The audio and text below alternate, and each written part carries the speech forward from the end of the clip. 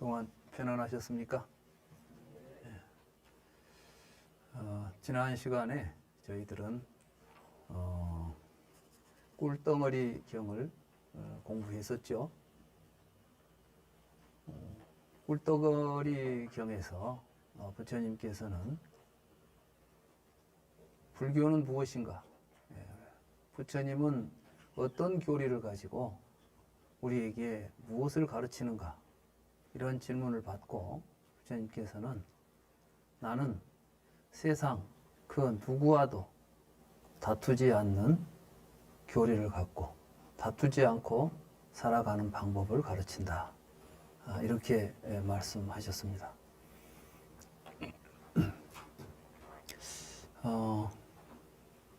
얼른 생각해 보면 불교 같은 심오한 종교가 그저 이웃하고 다투지 않고 평화롭게 사는 그 정도 이야기를 하자는 것일까? 부처님께서 깨달아서 우리에게 가르쳐준 진리는 매우 심오하고 또 아주 신비한 경지가 있는 것 같이 느껴지지요. 어떤 스님이 달라이 라마를 찾아갔대요. 한국에서 꽤 유명한 스님이죠. 그러니까 말하자면 간화선을 하고 우리가 이제 간화선 같은 수행을 할 때 무엇 때문에 선정 수행을 합니까? 성불 하자고 하는 거 아니겠어요? 깨달아서 성불을 하면 또 뭔가 보통 사람과는 다른 초능력이 생길 것 같기도 하고 또 누가 도인이다, 도를 깨달았다 이렇게 하면 그분은 대단히 높은 경지에서 우리들을 다 내려다보고 다 알고 있는 것처럼 보이죠. 이런 걸 기대하고 모두 수행을 하는 분들도 계실 겁니다. 근데 이 스님이 가가지고 달라이 라마한테 당신은 깨달았습니까? 이렇게 물었다는 거예요. 우리 주변에서 지금 불교 수행이 항상 보면 깨달음이 최고의 주제죠. 깨달아서 성불하자, 깨달아서 성불하자. 깨닫는데 돈오냐, 점수냐, 뭐 이런 걸 가지고 논쟁하고. 근데 지금 부처님께 물어보니까 부처님께서 깨달아서 부처되는 법을 가르친다 이런 이야기 안 하시잖아요. 사실은 깨닫는다는 말의 의미를 잘 알아야 됩니다.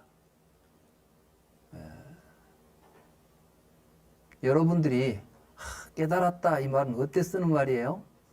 언제 쓰는 말이에요?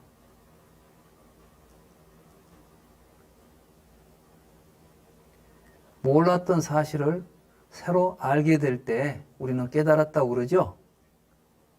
그렇다면 내가 알게 된 사실이 내가 깨닫기 전에는 없었던 겁니까? 이미 있었던 겁니까?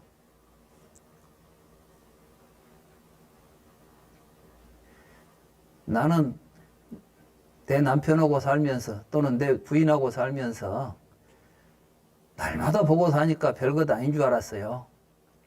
여러분들 그러죠? 여러분들 일상적으로 자기 부인이나 자기 남편에 대해서 참 훌륭하다, 대단하다 이렇게 느끼기가 좀 쉽지 않죠?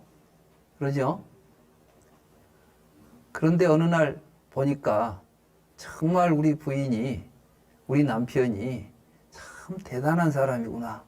이런 걸 이제 알았을 때 내가 이제 비로소 깨달았다. 이런 말을 쓰는 거예요. 내가 지금 이제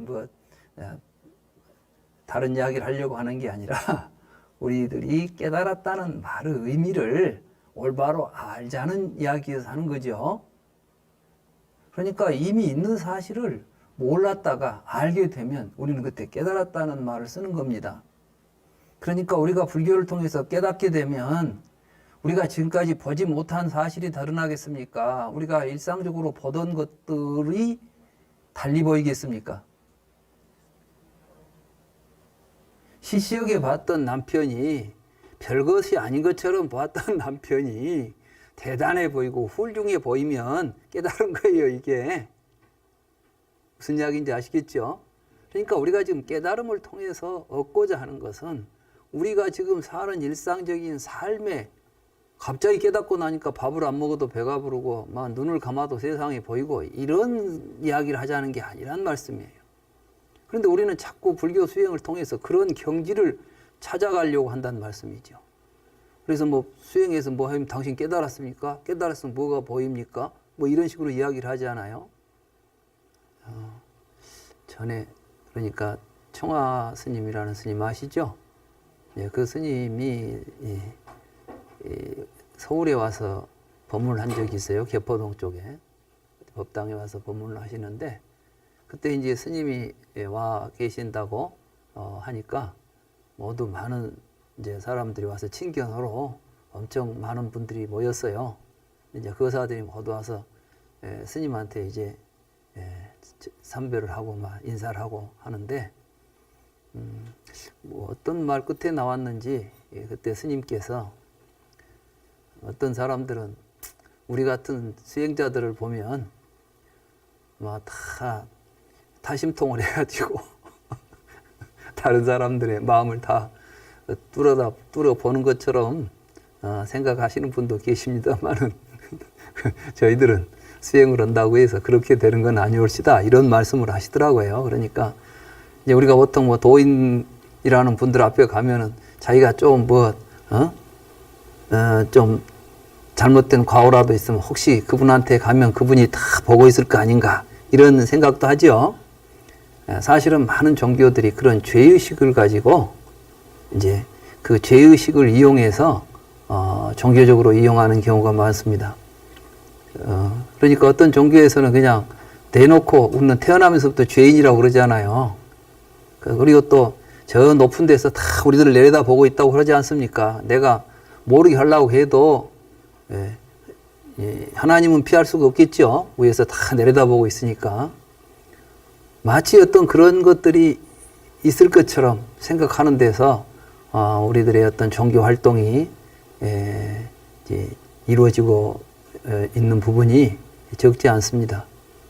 근데 사실 부처님께서는 불교는 그런 유의 이야기를 하려고 하는 것이 아니다라는 이야기를 분명하게 밝힌 게 꿀덩어리경입니다. 그래서 저는 이 꿀덩어리경을 굉장히 중요하게 생각합니다. 이 꿀덩어리경에 주목을 하지 않기 때문에 많은 사람들이 불교를 공부해도 헛공부를 하고 있는 것이죠. 그러면 이제 앞으로 우리가 이 경을 그 시점을 가지고 그 관점을 가지고 읽어보면 너무나 수미일관하게 부처님께서 하신 말씀은 우리가 서로 다투지 않고 서로 사랑하면서 서로 이해가면서 함께 행복하게 사는 길을 가르쳤다는 것을 깨닫게 되고 사실 우리는 그렇게 살도록 되어 있다는 것을 깨닫게 되는 겁니다. 많은 사람들이 요즘 현대인들이 다른 사람이 행복하고 다른 사람의 이익을 위해서 사는 것이 진정으로 나 자신의 행복과 나의 이익을 위한 삶이라는 생각을 쉽게 갖겠습니까? 특히나 이제 요즘 사회는 뭡니까? 경쟁을 정당화해놨죠? 서로 투쟁과 이 다투는 것을 정당화해놨어요. 그러니까 이제 경쟁이라는 게 뭐예요? 불경 속에서 경쟁하라는 이야기 있습니까?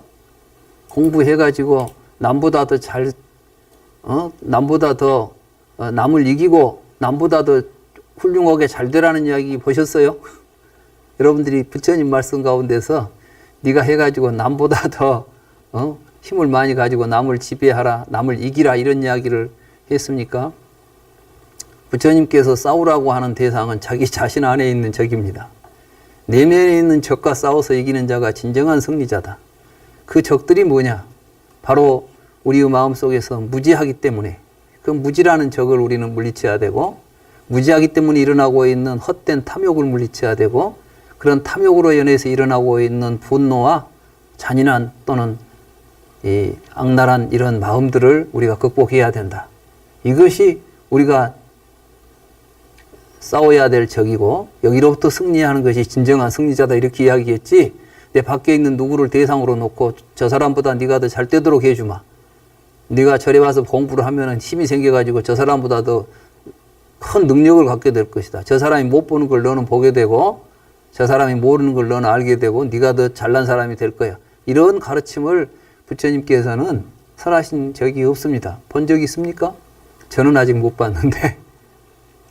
그런데 우리는 불교 공부하면서 불교 공부해가지고 남보다 더 잘 되고 저 더 멋지게 되고 더 뭔가 남보다 두드러지려고 하는 마음을 갖는다는 말씀이에요. 우리가 이런 것들을 잘 생각해 보면 불교 공부를 어떻게 할 것인가 하는 방향이 분명하게 나올 겁니다. 그래서 이 꿀덩어리경에도 보면 부처님께서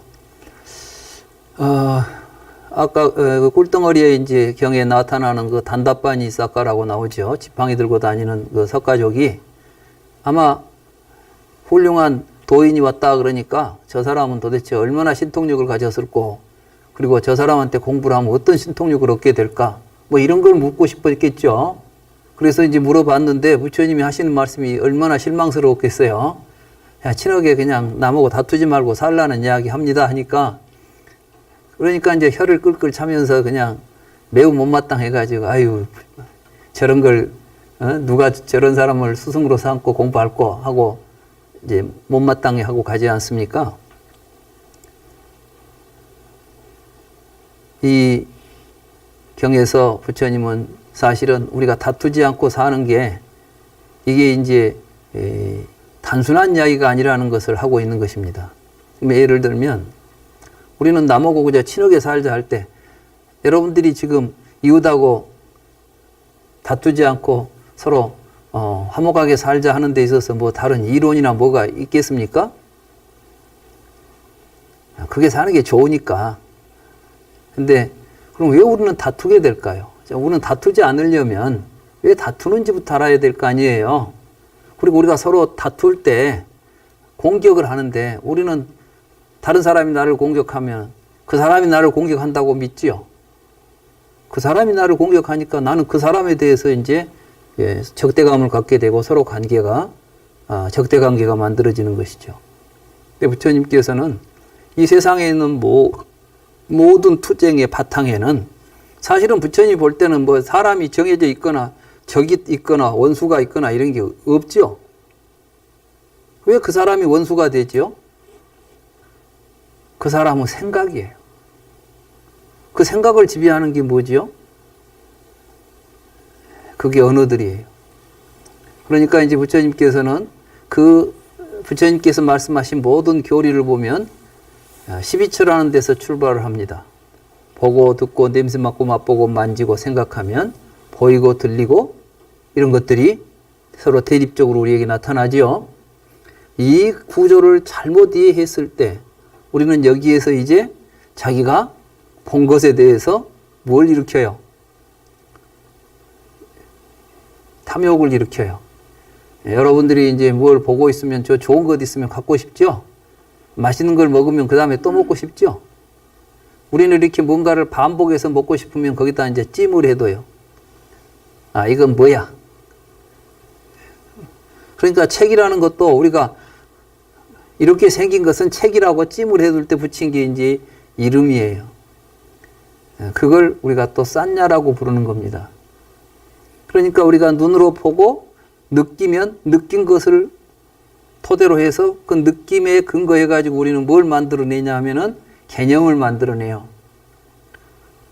그러니까 우리들이 쓰고 있는 모든 언어의 바탕에는 뭐가 있습니까? 우리들의 정서적인 감정이 개입되어 있습니다. 그러니까 이제 어떤 언어를 보게 되면 그 언어 자체가 우리에게 이것은 가치 있는 거, 이것은 좋은 거, 나쁜 거 이런 게 분별이 되죠. 그리고 그 언어로 지시되는 것들을 우리는 외부에 있는 사물을 그 지시된 걸로 인지를 하게 됩니다. 이렇게 분별을 하고 인식을 하게 돼 있어요.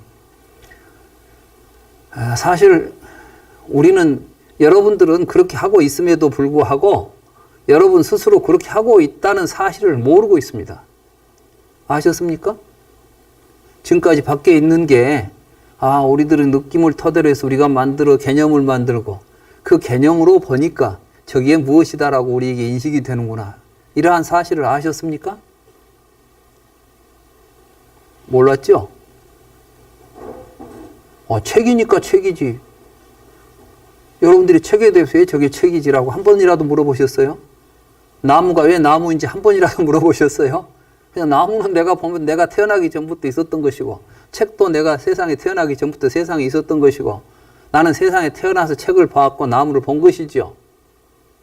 그러니까 나와 세상에 있는 존재들은 관계가 있어요, 없어요?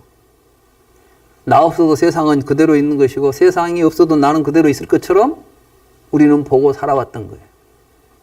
그러니까 이제 이 세상에서 그런 시각을 가지고 사니까 싸움이 일어나는 겁니다. 다툼이 일어나는 겁니다. 근데 실제로 이러한 싸움이나 논쟁이나 다툼에서 공격하는 것은 사람이 아니라 그러한 언어들로 만들어 놓은 허상들이, 우리가 허상을 갖게 되면 그 허상을 가지고 다른 사람을 공격하는 거예요. 이야기하시겠어요? 여러분들이 누가 나를 공격한다는 것은 그 인간이 공격하고 있는 게 아니라 그 인간이 가지고 있는 생각, 그 인간이 품고 있는 헛된 생각이 나를 공격하는 거예요. 그러니까 우리가 이제 그걸 안다면 다른 사람이 나를 공격할 때 공격하는 사람을 봐야 되겠습니까? 그 사람이 무지해가지고 만들어놓은 허상을 봐야 되겠습니까? 그 허상을 본다면 우리는 무엇을 깨부숴야 되겠습니까? 그 사람을 없애야 되겠습니까? 그 사람이 가지고 있는 허상을 없애도록 노력해야 되겠습니까? 그렇습니다. 그래서 이제 불교를 공부하게 되면 허상이 깨지게 되고, 결국 그 사람을, 나를 공격하는 사람을 극복하는 것은 그 사람을 이기고 그 사람을 정복해서가 아니라 그 사람의 허상을 깨는 것에서 비롯되지 않겠습니까? 그러기 위해서는 그 사람에게 우리가 뭘 해야 되겠어요? 부처님의 바른 법을 알려줘야 되겠죠? 부처님의 바른 법은 그 허상을 깨는 거예요.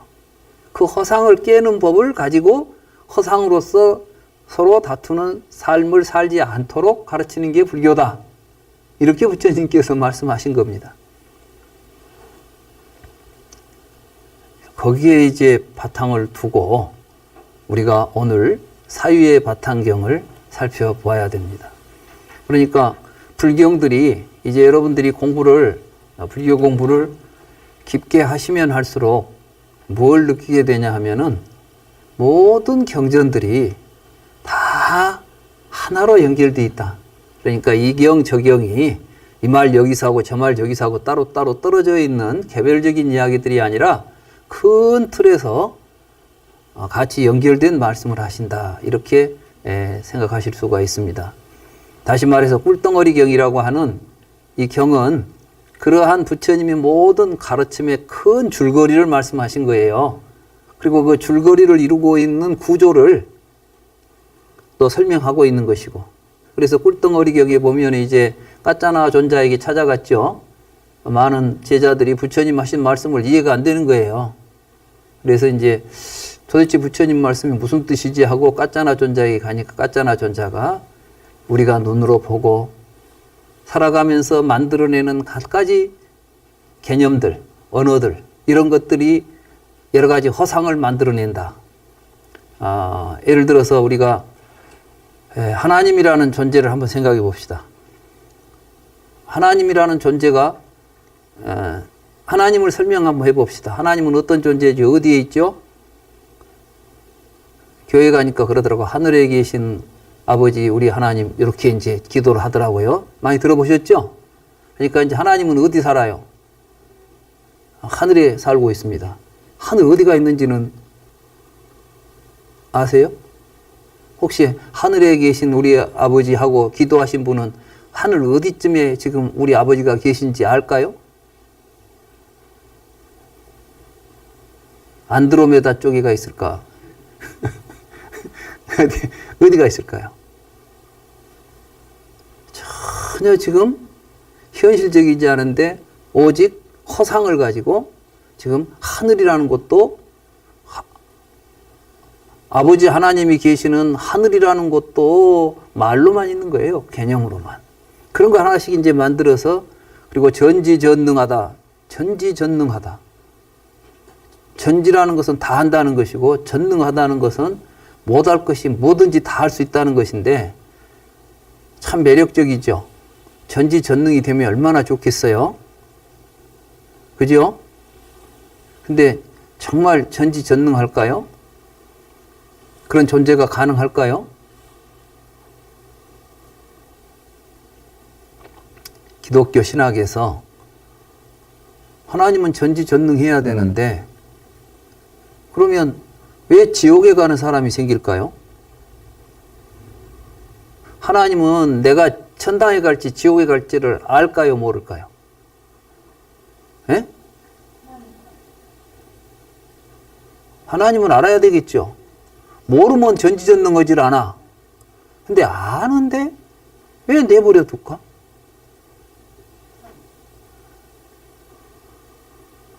예? 그래 이제 중세 신학 교리 가운데 신학 가운데 어떤 이야기가 나오냐면 하나님은 전지전능하니까 모르는 게 없어야 되는데 그러니까 이미 우리는 이 세상에 태어날 때 죽어서 천당에 갈 사람하고 지옥에 갈 사람이 정해졌다는 이야기를 하게 돼요. 왜? 하나님에 의해서 다 알고 있는 사람 아니에요. 알고 있다는 건 뭐예요? 내가 지옥에 갈 줄 안다는 거 아니에요. 그러면 이미 나는 이 세상에 지옥에 가도록 결정되어 있습니다. 그런데 나는 누가 만들었어요? 하나님이 만들었잖아. 하나님이 나를 만들어 놓고 나를 지옥에 보내는 거야. 이게 지옥에 보낼 놈을 만들어서 지옥에 보내고 천당에 갈 사람을 만들어서 천당으로 보내고 이게 무슨 그러니까 하나님이 전지전능하다고 보니까 이 말도 안 되는 이야기들이 이제 만들어질 수밖에 없어요. 그러면 우리가 지금 여기서 뭐 교회 가서 할렐루야 하고 100번 해봐야 마야 하나만 한 짓거리야. 왜? 이미 다 정해져 있는데 무슨 가서 하고 말 것이 뭐가 있겠어. 다 한다는데.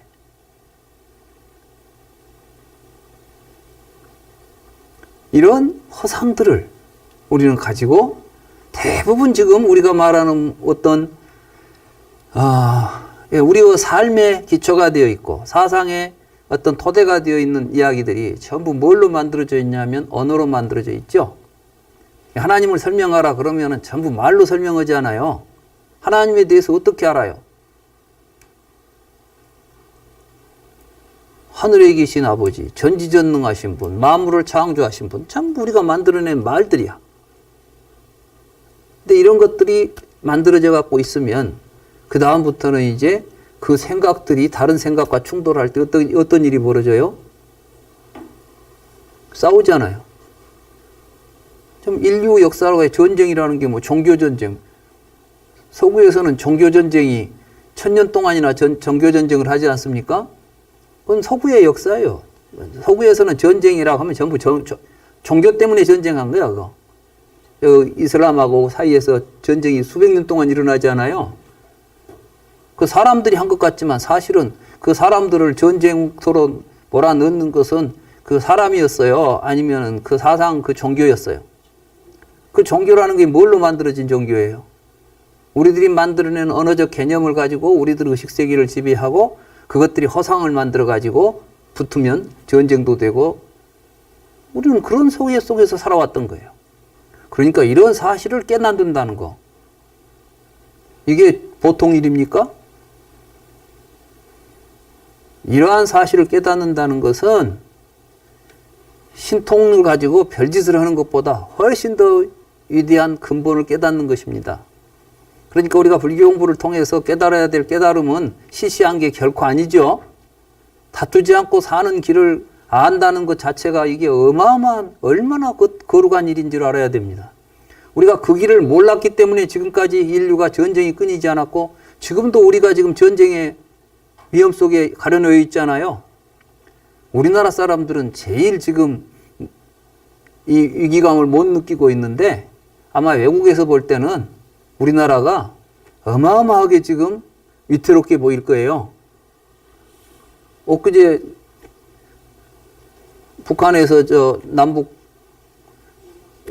연락사무소 폭발해버렸죠?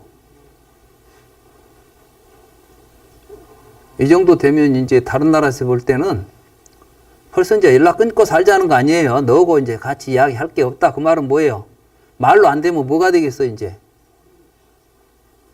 말로 안 되면 이제 이때는 전쟁이 벌어지는 거야. 그러니까 이제 군사적인 행동 하겠다고 공공하게 말하지 않아요. 근데 이게 뭐 때문에 벌어져요? 우리는 그걸 보고 막 뭐 김정은이 뭐 김여정이가 뭐 나쁜 막 그 사람들이 도깨비 같은 사람이라고 생각하고 있는데 그렇지 않은 거예요. 그라고 해서 뭐 우리하고 다른 사람 아닙니다. 뭐 백두혈통이라고 해서 사람 아니겠어요? 그게 문제가 아니라 사실은 그들을 지배하고 있는 그 허상들을, 근데 그 허상은 지금 김정은이만 갖고 있습니까? 허상끼리 부딪히니까 나타나는 현상입니다. 그러니까 누가 잘못했다고 해서 어떤 한 사람을 적대시해버리면 그거는 곧 다투지 않고 사는 법이 아니에요, 이게. 부처님께서는 지금, 이 시국에 우리들이 지금 굉장히 주목해야 될 게 여기서 반공이냐 아니냐 북한하고 뭐 같이 뭐 대화를 할 것이냐 전쟁으로 갈 것이냐 이런 둘 중에 하나의 선택을 하자고 할 게 아니라 이 뿌리가 무엇이 되어 있는지 어디서 잘못되었는지를 우리가 분명하게 살피고 우리 자신이 뭐가 잘못되어 있는지 저쪽이 뭐가 잘못되어 있는지를 같이 살필 필요가 있는 것입니다. 아무튼 이제 정치적인 문제는 너무 또 깊이 들어가면 여러 가지 오해가 있을 수 있으니까 제 이야기는 여기서 이제 그치기로 하고, 그래서 오늘 우리가 살펴볼 이 사유의 바탕경은 언어를 무엇을 통해서 언어가 만들어지냐 하면 사유를 통해서 만들어지지 않아요? 그렇죠? 우리들이 이제 사유한다는 것은 언어를 가지고 사유하면서 또 사유를 통해서 언어를 만들고 이런 작용들을 합니다. 근데 우리는 그 사유가 어떤 구조 속에서 어떻게 일어나는지에 대해서 사실은 철학적으로도 완전하게 규명된 바가 없습니다. 단지 철학에서는 사유할 수 있는 이성적 능력이 인간에게 내재해 있다는 것을 가정했습니다. 서양 철학에서. 그래서 인간에게는 이성이 있다. 이 이성은 신이 우리에게 준 것이다. 이제 기독교적인 관점으로 보면 이렇게 돼 있죠. 아니면 인간은 태어나면서부터 이성을 가지고 있다. 그런데 인간을 이성적이라고 보면서 다른 동물들도 이성이 있을까요?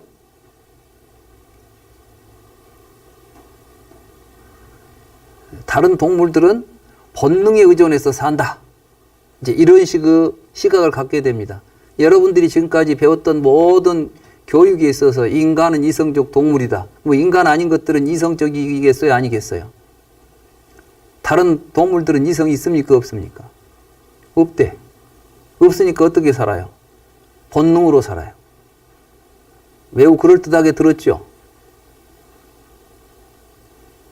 사실일까요? 이성이 있을까요? 어디가 이성이 들어있을까요? 그것도 이론입니다.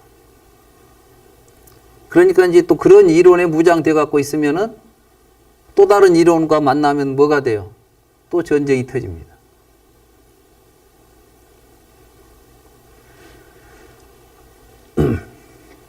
부처님께서는 우리가 사유할 수 있는 구조들이 개념, 싼야를 통해서 이루어지는데 그 싼야는 어디에서 기초하고 있냐면 우리들의 감정에 기초하고 있다는 겁니다. 그럼 감정이라는 우리가 그러면 가지고 태어났을까요? 감정도 태어나는 게 아니라 삶 속에서 어떤 조건에 의해서 일어나고 사라지는 현상들이에요. 그러니까 이 세상에는 어떤 것도 실체로서 뭐가 있질 않아요. 우리가 그런 이름으로 부르는 현상이 있을 뿐이지. 이 앞에서 촛불이 타고 있죠? 보이십니까? 여러분들이 볼 때는 촛불이 있죠? 촛불이 있습니까? 촛불이 있습니다. 언제부터 타고 있었어요? 아까 촛불을 붙일 때부터 지금까지 저기에 있죠? 진짜 저기에 있습니까? 사실은 저기에는 기름이 타고 있어요. 기름이 탈 때 열하고 빛이 나오는데 우리는 그 빛에다가 찜을 해놨어요. 이름을 하나 붙여놨단 말씀이에요. 그리고 똑같은 모양의 빛이 계속 나오니까 계속 거기다 같은 이름을 붙이는 거예요. 그리고 그것이 있다라고 말하는 겁니다, 지금. 근데 사실은 저 심지 위에 붙어 있는 존재는 있어요, 없어요? 심지 위에서는 잠시도 붙어 있는 놈이 없어. 기름은 타는 순간 산화돼 가지고 사라져 버리고 새 기름이 타고 있죠. 그러니까 심지에는 뭐가 붙어 있을 시간이 있어요, 없어요? 이게 무상이에요, 무상. 무상한 것을 우리는 붙잡아 둔단 말이에요. 뭘로? 내 욕망을 가지고. 여러분들은 빛을 원하기 때문에 그 빛을 원해서 촛불이라는 이름을 붙이고 있는 겁니다.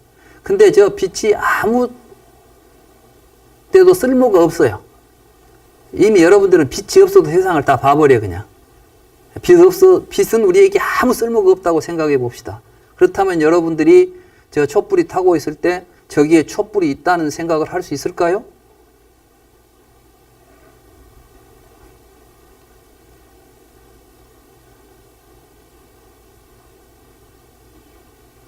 그렇게는 안 됩니다.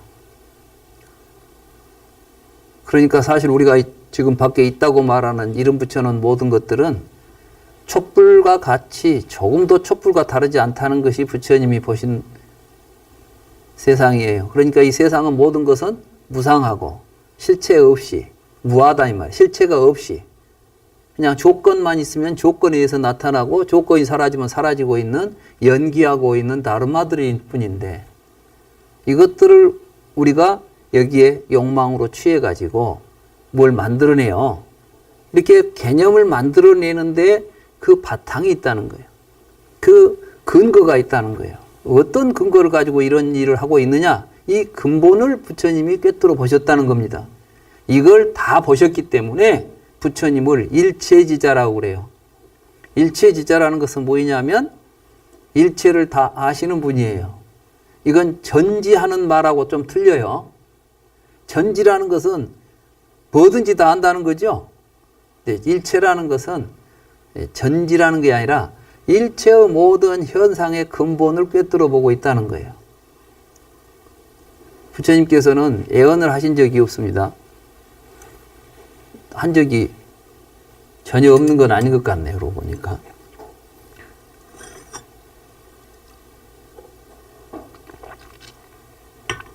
어느 경에 보면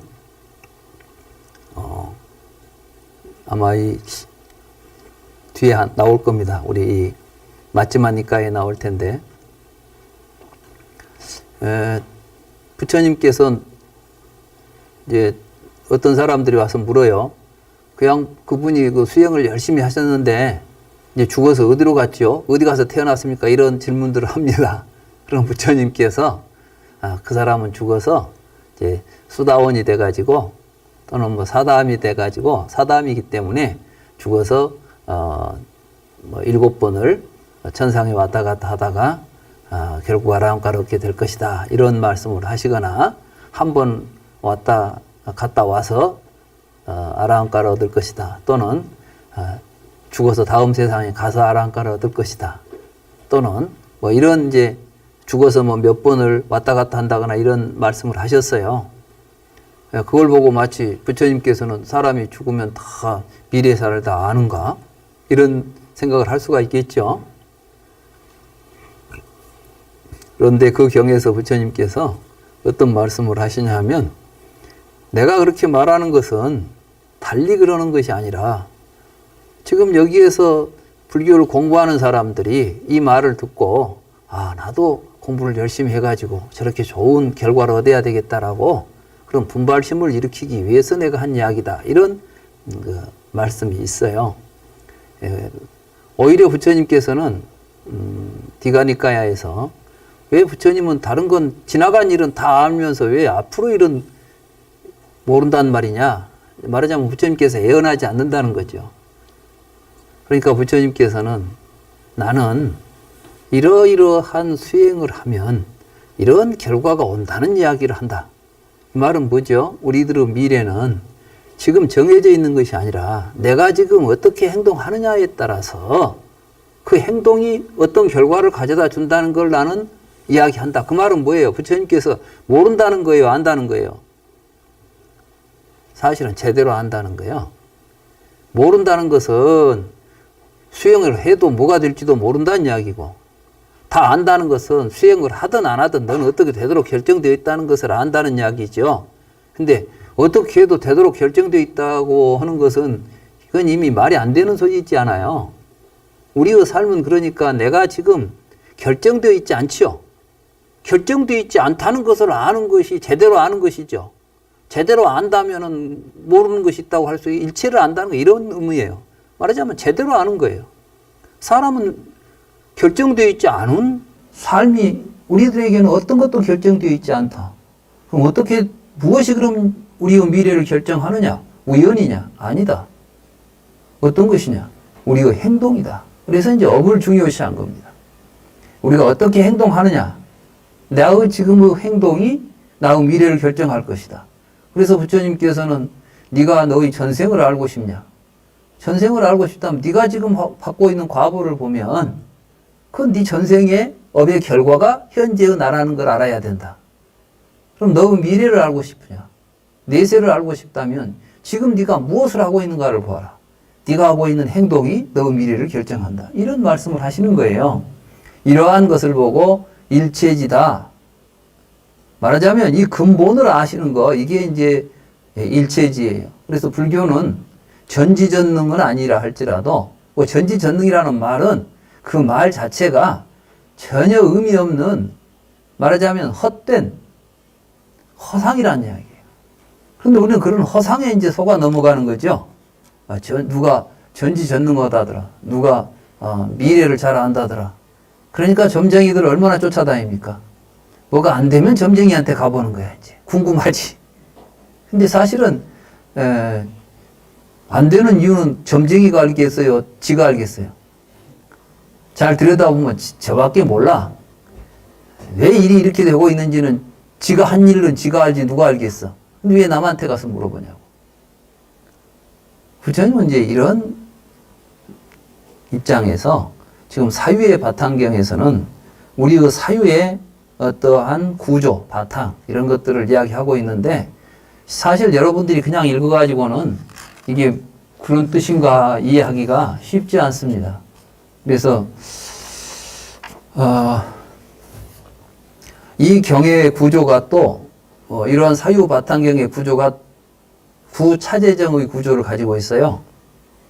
여기는 구차재정이라는 단어가 한 글자도 나오지 않습니다만은 앞으로 이제 이 마지막 니까의 모든 경들이 큰 틀에서 보면 구차재정이라고 하는 선정수행의 그 구조를 가지고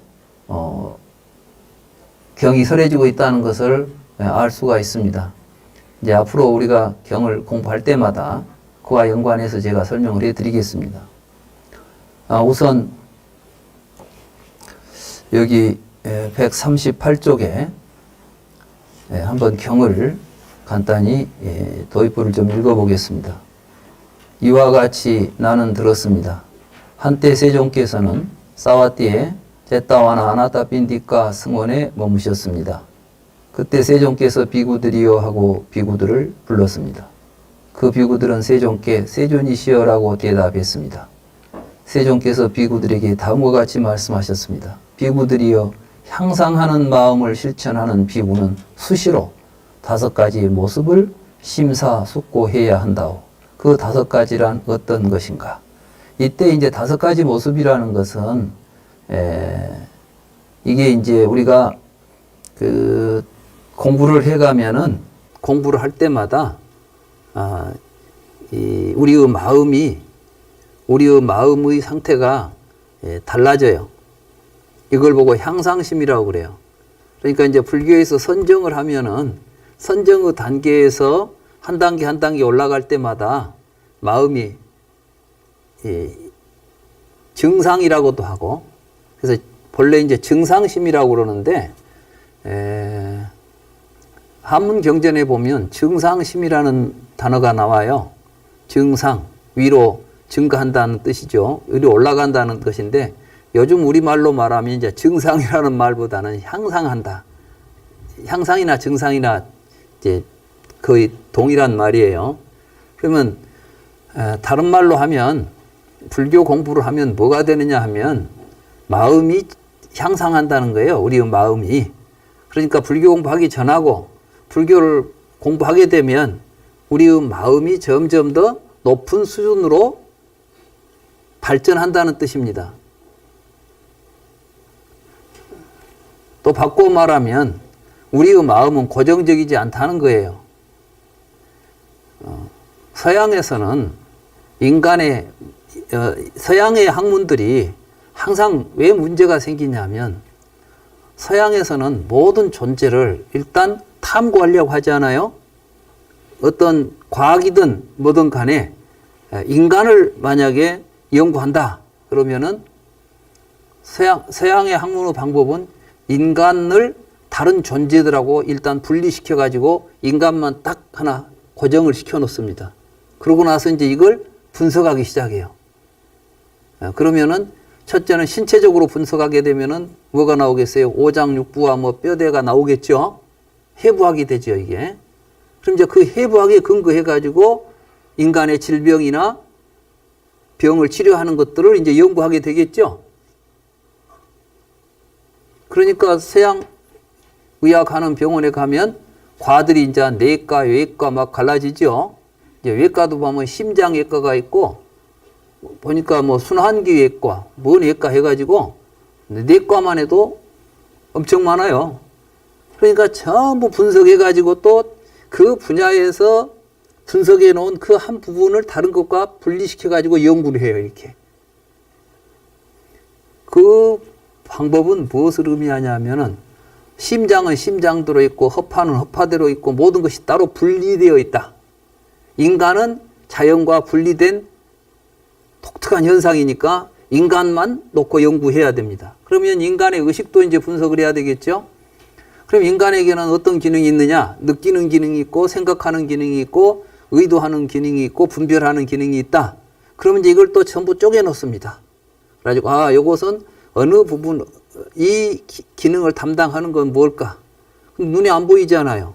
근데 뭔가 생각하고 있잖아요. 생각하고 있는 기능이라는 이름으로 이성, 뭘 느끼는 기능이라고 해서 감성, 뭘 깨닫고 판단한다고 해서 오성, 뭐 분별하고 뭘 한다고 해서 의식, 이런 식으로 이제 이름을 싹 분별해 놓고는 또 그 의식을 놓고 이제 인간이 하는 행동들을 거기다가 막 여러 가지로 이제 적용해 가지고 이 행동은 어디에서 근거한 것이냐. 그러면 이 기능은 이런 행동을 유발한다. 이렇게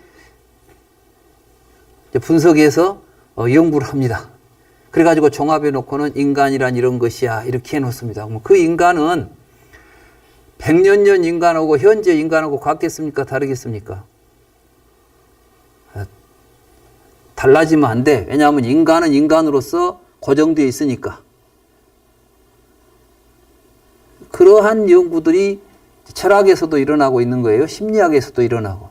그러니까 이제 서양에서 심리학을 보면 인간의 심리, 그래가지고 인간은 도대체 뭐냐? 인간의 심리작용 하나를 마치 물질들이 가지고 있는 자연법칙, 자연계 속에서 일어나는 어떤 물질들이 작용하는 작용처럼 인간의 심리조차도 그런 식으로 완전하게 이해를 해야만 이게 과학적 또는 학문이라는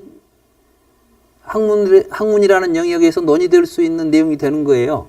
근데 그런 인간의 심리가 정말 있을까요? 저도 이제 심리학에 관심을 가져가지고 심리학 책을 좀 읽어봤어요. 근데 이제 내가 처음 대학 들어갈 때 그때 이제 심리학이 행동주의 심리학이었어. 행동주의 심리학이 뭐냐면 파블로프 개 같은 거예요. 이야기 들어보셨죠? 인간의 심리는 뭐냐면은 작용에 대한 반응이라는 거예요. 그래서 자꾸 작용을 하면 반응을 해. 그것은 많이 들어봤죠? 작용 반응. 어디서 들어봤어요? 뉴턴의 작용 반작용의 법칙이 있잖아요. 공을 치면 벽이 내가 외부에서 강한 힘만큼의 반작용이 온다는 거예요.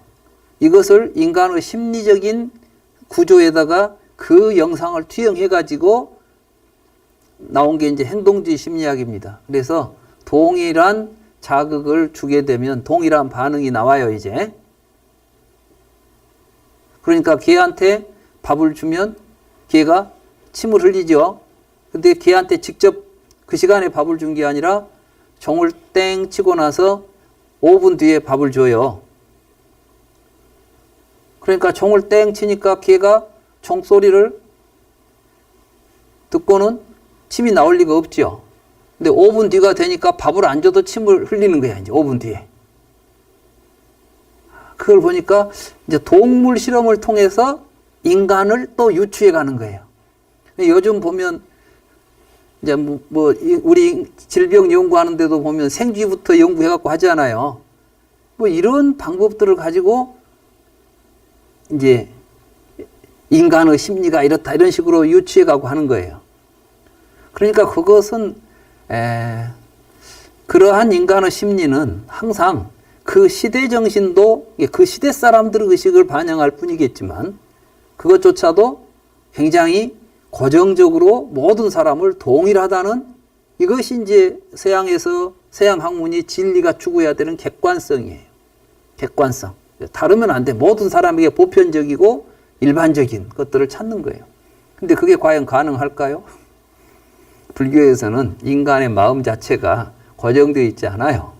인간의 마음이 아주 그 위에서 아주 밑바닥에서부터 이 인간은 짐승보다 못된 인간도 있지만 신보다 훌륭한 인간도 있다는 거야. 그러니까 우리 인간이 이제 얼마나 많은 층위를 가지고 인간의 심성이 이루어지고 있는가. 그럼 우리는 어떻게 해서 그러면 그건 타고난 심성인가? 부처님은 이제 그렇게 보지 않고 우리가 개발해서 우리 자신의 마음을 우리가 개발하면 우리의 마음을 증상시킬 수가 있다. 그렇기 때문에 불교 수행이라는 것은 우리의 의식을 증상시키는, 마음을 향상시키는 공부다. 그래서 그걸 보고 증상심이라고 그래요. 선정 수행을 하는 마음을 단계를 증상심이라고 그렇습니다.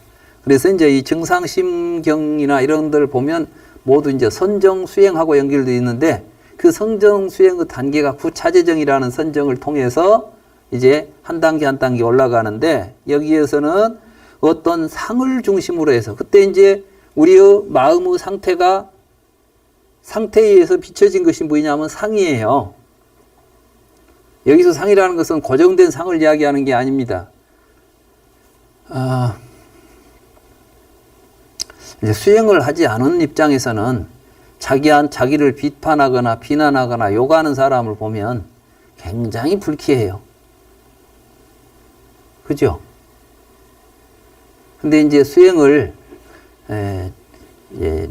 많이 한 사람들이 보면 그런 사람들이 불쾌하게 보이는 게 아니라 고맙게 보여요.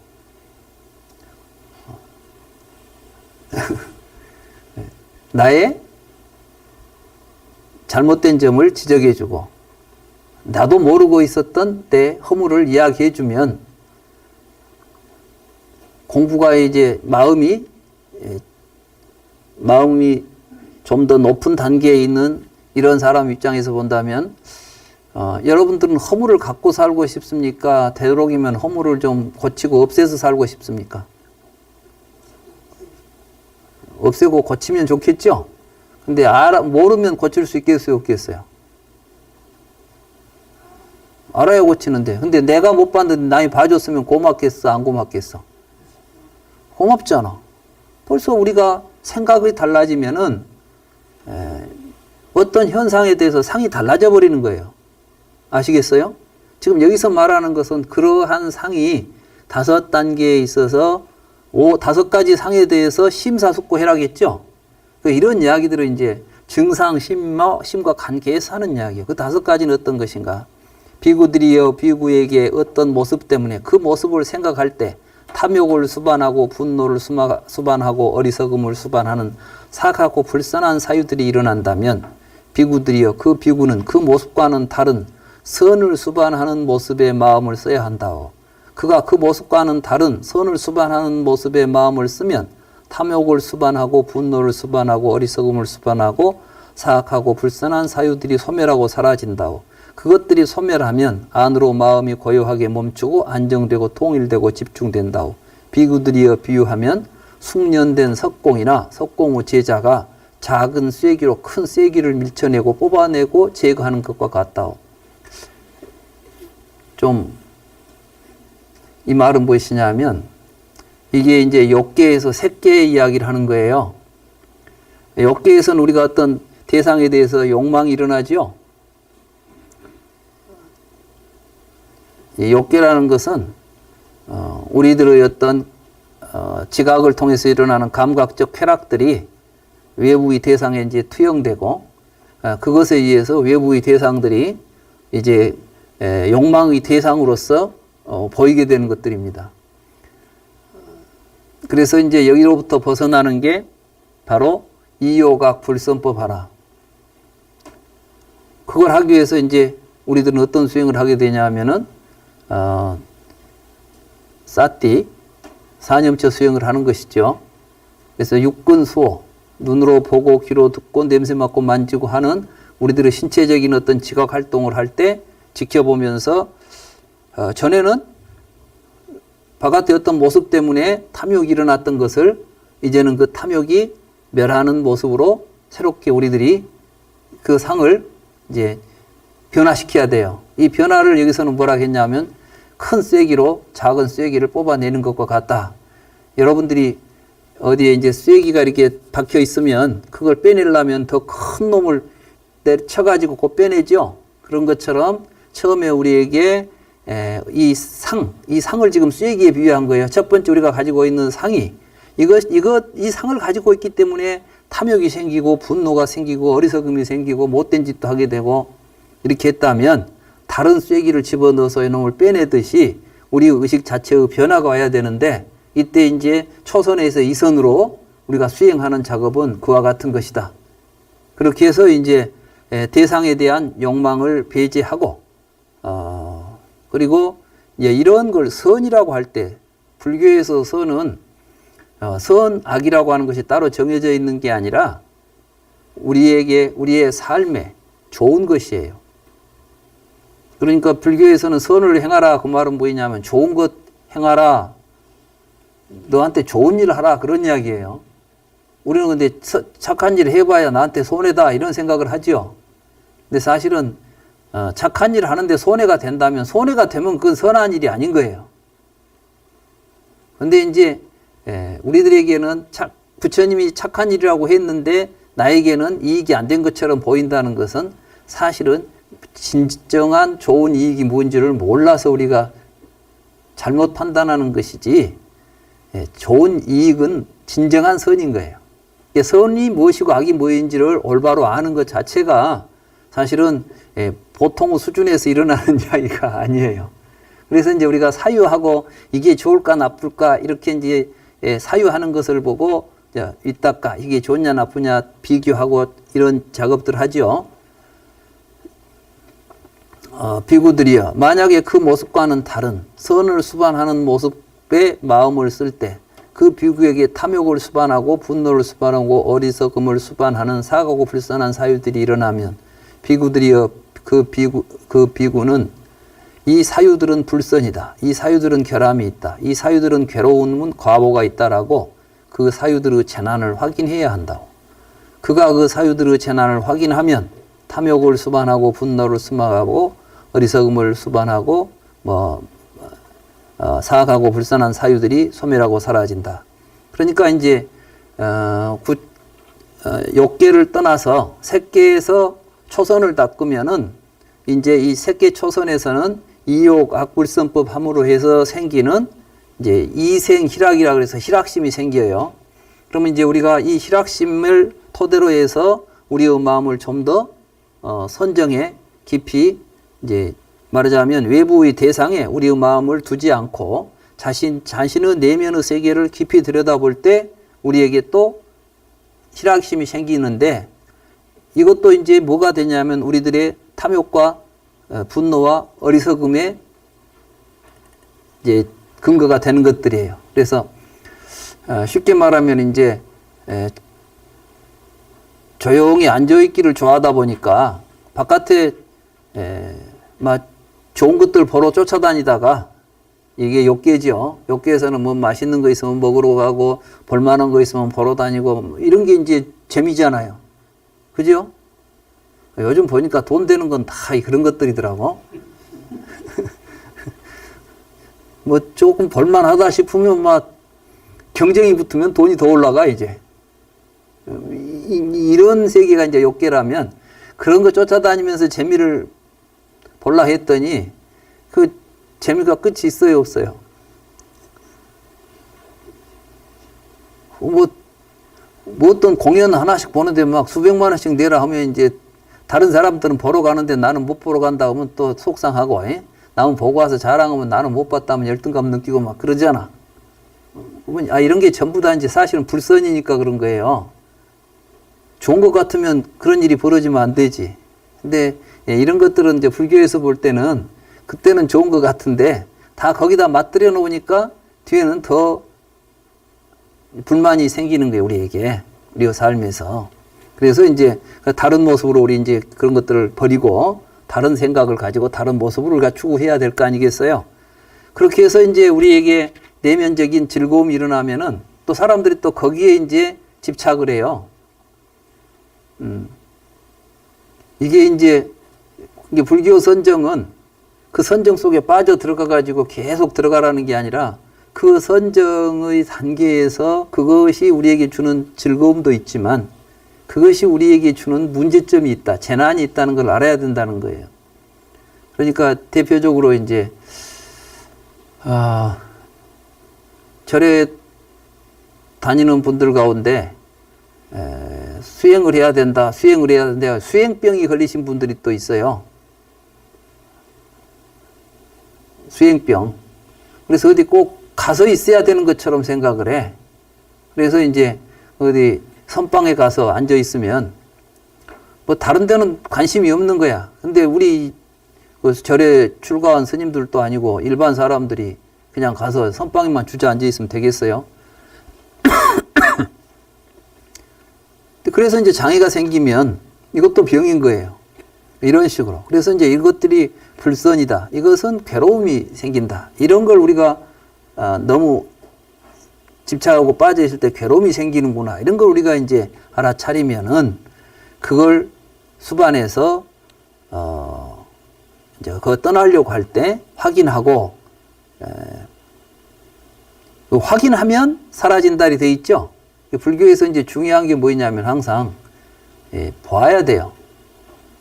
뭔가 이게 잘못됐다는 것을 알고 보아야 사라지는 것이지 그냥 믿는다고 해서 사라지는 게 아니에요. 그래서 이제 이 공부를 하면서 이것 때문에 내가 지금 불편한 일이 벌어지고 있구나. 이런 걸 안다면은 이제 그걸 또 떠나게 되고 사라지게 된다. 소멸하면 안으로 마음이 고요하게 멈추고 안정되고 통일되고 집중이 된다. 이게 이제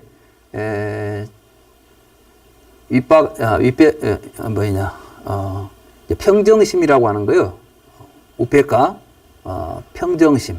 그래서 이 평정심은 우리가 이제 욕계에서 색계로 가면 처음에 이제 욕계상에서 색계상으로 우리 마음에 의해서 대상이 달라지겠죠.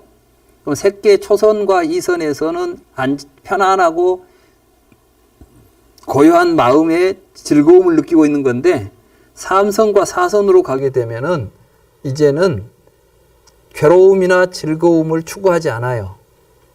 우리가 이제 어떤 느낌에도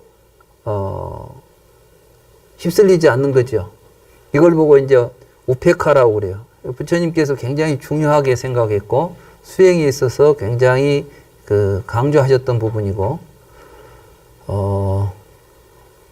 디가니카야 첫 경인 브라마잘라 숫다에 처음 이 경이 설해진 출발점도 이제 이런 데가 있습니다. 부처님께서 여행을 하시는데 두 사람이 어느 외도가 이제 스승과 제자가 젊은 제자를 데리고 나이 든 스승이 뒤에 쫓아오면서 따라오면서 스님 부처님 대중을 뒤따라오면서 자꾸 이제 스승은 욕을 하는 거예요. 뭐 곧다마 깨달았다는데 엉터리야, 막 이런 식으로 했겠죠. 그런데 또 제자는 아닙니다, 곧다마 대단한 분입니다. 한쪽은 막 칭찬하고 한쪽은 비난을 하고.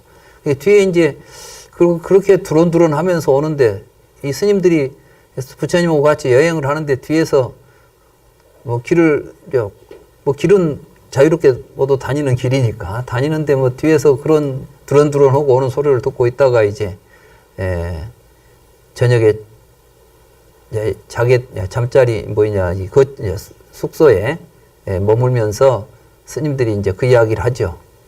왜 스승은 저렇게 비난을 하고 제자는 칭찬을 할까?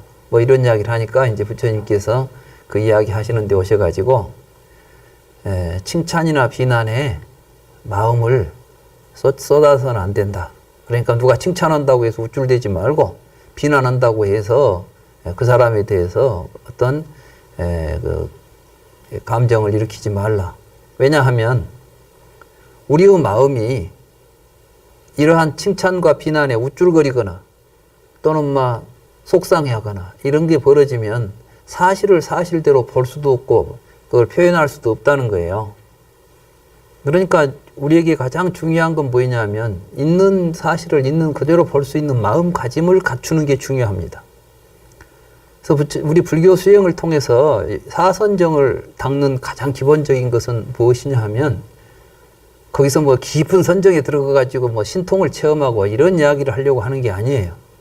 정말 중요한 것은 여러분들이 정말 깊이 수행을 많이 하셨다면 이제는 누가 나를 칭찬하는 말을 하든 비난하는 말을 하든 여러분들은 그 말을 통해서 여러분들은 마음에 동요가 안 일어나야 돼요. 쉽겠어요? 안 쉽죠. 근데 그러기 때문에 이제 알고 내가 그런 마음을 갖도록 노력해야 되겠구나 라고 알고 수행을 할 줄 알아야 된다 이 말씀이에요. 그러니까 누가 나를 비난하면 속에서 화가 나죠? 화가 나. 그런데 그 화에 먹히면 안 된다는 거예요. 알아차려야 돼. 아직 내가 거기에 거슬리고 있는 마음이 있구나 라고 알아차리고 떠나야 돼요. 내 마음이 거기로부터 벗어나려고 해야 돼. 그런 훈련을 이제 자꾸 하다 보면 그런 소리가 들어와도 나를 살피게 되죠. 저 사람이 나를 비난하면 나를 살펴요. 내가 정말 그랬나? 내가 정말 그랬다면 고치면 되고 그렇지 않았다면 나는 그런 일이 없다라고 내가 스스로에게 확인도 하고 또 그 사람에게 말해줄 말이 있다면 당신이 보고 있는 것은 사실은 오해요. 나는 그런 일은 한 적이 없어. 이렇게 말할 수 있잖아요. 싸우겠어요? 너는 얼마나 잘했는데 왜 그런 걸 가지고 나한테 그것도 그까짓 게 뭐라고 자기가 한 건 다 그까짓 게야. 남이 한 건 대단한 거고 우리는 이제 이런 마음들이 작동하지 않아요. 이런 것들 때문에 우리는 서로 싸우고 다투지 않습니까?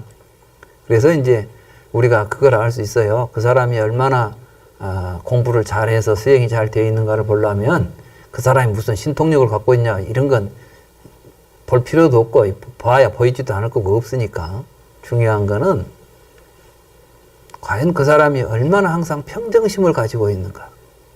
그래서 흔들리지 않고 항상 고요한 마음 속에서 적정한 마음이 고요하게 마치 바람이 없는 호수처럼 고요한 상태가 아무리 거기다가 바람을 불어넣어도 움직이지 않는가. 이걸 이제 보게 되면 이제 그 마음을 갖기까지가 사실은 색계 사선정 가운데 이제 초선, 2선, 3선 있죠. 이 내용을 보면 그렇게 되어 있어요. 그래서 밖에 있는 것에 쏠려가지고 기쁨을 추구하려고 하지도 말고 안에서 일어나고 있는 어떤 고요한 즐거움, 선정을 통해서 느끼는 어떤 이런 것에 빠져 있지도 말고 그래서 결국 종국에는 즐거움이나 괴로움을 추구하는 마음을 다 버리면 이걸 보고 사심이라고 그럽니다. 버린다고 해서 버릴 사자 마음 심자. 이 사심이라는 것은 뭐냐면 고락심을 버린다는 거예요. 그러니까 이제 우리가 뭘 가지고 괴롭다는 느낌이 일어나거나 즐거운 이름이 느껴나는 것으로부터 이미 벗어나는 거죠. 근데 이렇게 벗어난 이 경지는 그러면 뭐 맹탕이냐? 아니에요. 이 경지는 정말 여기 이 즐거움을 부처님께서 정말 누리라고 한 즐거움이에요. 이제 여기 봐버리면 욕에도 욕을 하든 무엇을 하든, 왜냐하면 우리 자신은 이제 그 정도 간 사람이 행동이 어떤 악업이나 비난받을 행동을 하겠어요, 안 하겠어요? 왜 여러분들이 어떤 비난받을 행동, 잘못된 행동을 하게 되겠습니까? 여러분들이 욕망에 휩쓸려 있기 때문에 그 욕망을 쫓아다니면 반드시 비난받을 행동 또는 고통을 일으킬 행동을 하는 거예요. 근데 이미 모든 그런 걸로부터 벗어나 있는데 뭐 그런 자기 행동이 나쁜 행동이 일어날 리도 없고 자기 행실이 항상 고요한데 어디에 번뇌가 일어나겠어요. 그래서 이제 이렇게 이 상태의 마음을 가져야만 이제 사유의 바탕에 접근할 수가 있어요. 지금 여기서 사유의 바탕은 이제 아직 출연도 안 했어요. 여기가 이제 색계 사선정에서 이제 무색계 사선정으로 가지요. 무색계 사선정을 사실은 여기서 말하는 사유 바탕이라고 하는 겁니다. 사유 바탕이라는 거 뭐냐면 우리들이 생각하고 있는 모든 우리들의 사유 구조가 어떤 구조 속에서 작동하고 있는가를 이제 보게 되는 겁니다. 비구들이요. 이제 여기 보면은 비유하면 치장하기를 좋아하는 젊은 처녀나 총각이 죽은 뱀이나 죽은 개나 죽은 사람을 목에 걸쳐주면 곤혹스러워하고 부끄러워하고 싫어하는 것과 같다오. 여기서 이제 이 말은 뭐냐면 우리들의 욕망에 의해서 우리가 느끼는 즐거움 이런 것들은 죽은 뱀이나 죽은 개나 죽은 사람과 같은 이제 이 단계에서 보면 그런 것들이라는 거죠. 그래서 이제 고락에 휩쓸리는 마음 그 자체를 이제 멀리하게 된다는 겁니다. 비구들이여 만약에 그 사유들의 재난을 확인할 때 그 비구에게 탐욕을 수반하고 분노를 수반하고 어리석음을 수반하는 사가고 불선한 사유들이 일어나면 비구들이여 그 비구는 그 사유들에 대하여 주의 집중하지 않고 마음을 쓰지 않도록 해야 한다오.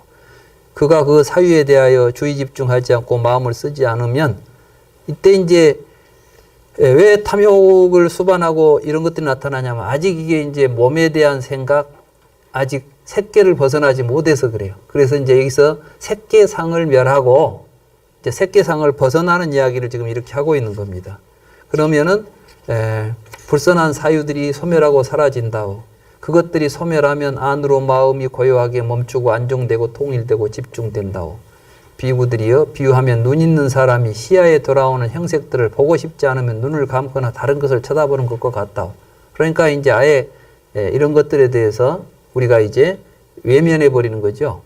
그러면은 만약에 그 사유들에 대하여 주의 집중하지 않고 마음을 쓰지 않을 때 그 비구에게 탐욕을 수반하고 분노를 수반하고 어리석음을 수반하고 사악한 불선 사유들이 일어나면 그 비구는 그 사유들에 대하여 그 사유를 조작하는 행위의 바탕에 마음을 쓰도록 해야 한다. 이게 바로 이제 사유를 조작하는 행위의 바탕이에요. 본래 이 경의 이름이 사유의 바탕이라고 되어 있죠.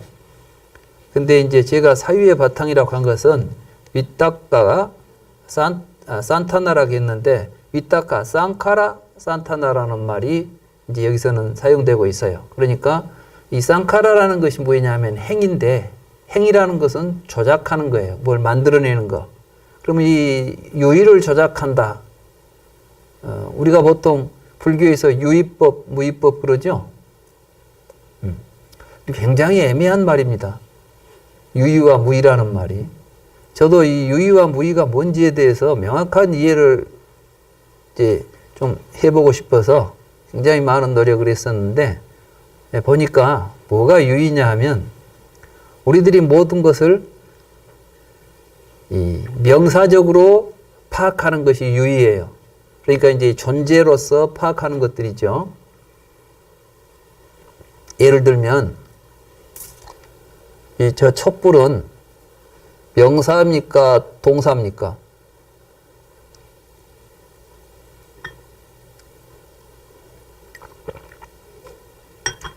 촛불이라는 단어는 명사지요. 근데 실제로 촛불이라는 단어가 지시하는 현상은 존재입니까? 아니면 계속해서 변화하고 있는 동사입니까? 네? 저건 기름이 타고 있지 촛불이 저기에 타고 있지 않아요. 근데 우리는 촛불이 저기 붙어가지고 기름을 계속 끌어서 태우고 있는 줄 알아. 촛불이 기름을 태우고 심지를 태우고 있다고 생각하지 않아요. 근데 거기서 지금 심지를 태우고 있고 기름을 태우고 있는 촛불은 존재합니까? 존재하지 않습니까? 뭐가 있어요? 기름이 타고 있죠. 저기는 지금 동사로 표현할 수 있는 일이 벌어지지 명사로 지시할 수 있는 내용은 하나도 없어요. 이해가 되십니까? 그런데 우리는 세상을 전부 명사로서 세상을 이해합니다. 그러니까 모든 것이 공간 속에 각각 개별적으로 존재하고 있는 것으로 보고 있어요. 이러한 것들을 조작해내는 것을 행위라고 그래요. 그러니까 무명을 내나야 행위 있다 그랬죠? 이제 연기법을 보시면 12연기에 보면 무명을 내나야 행위 있고 행을 내나야 식이 있다 그러죠?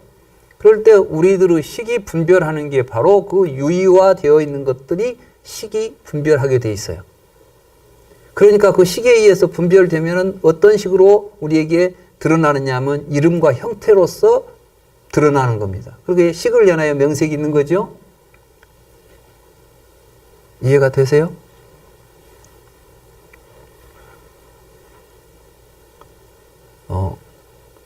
에스키모들에게는 눈에 대한 단어가 뭐 수십 가지래요. 뭐 40몇 가지라든가. 눈 종류가.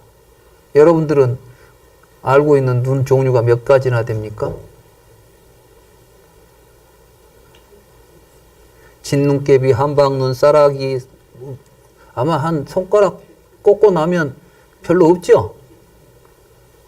눈 종류가. 근데 에스키모한테는 눈 종류가 많은데, 한 예를 들면, 이글루 만들기 좋은 눈 있대요. 이글루 만들기 좋은 눈.